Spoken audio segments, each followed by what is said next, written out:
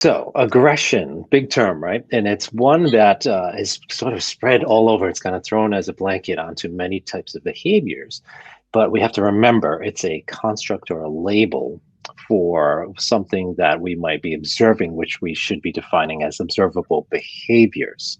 So whenever I'm working with an aggression case, I'm going to be looking more so much at the behaviors of what we might define as aggression. So barking, lunging, growling, snarling, snapping, biting, those what we might put into that category of aggressive behaviors. But even then, I might take away that term aggressive and just call them behaviors. And that's really important because aggression is a very loaded term. It's sort of similar as the term reactive dog or dominant dog, or all these labels that we might start placing on our animals, which can lead to negative outcomes if we're not careful. So and full disclosure, my website name is aggressivedog.com, and that's because I advertise. People are going to be searching for that term.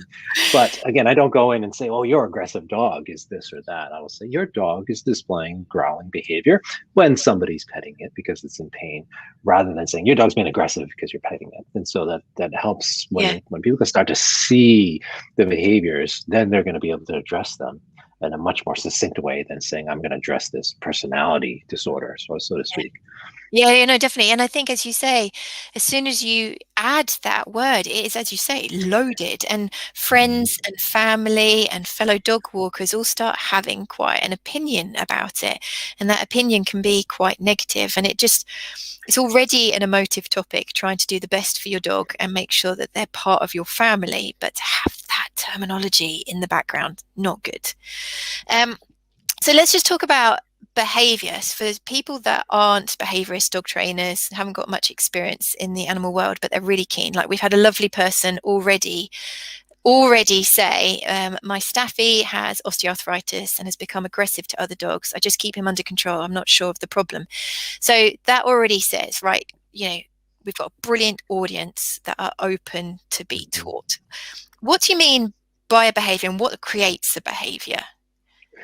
So the very small way of putting it, or simplistic way of putting it, is behaviors have an antecedent and a consequence. If we're looking through the lens of applied behavior analysis, that's the easiest way to look at behavior. Something comes before the behavior that elicits or triggers that behavior, sets that behavior in motion.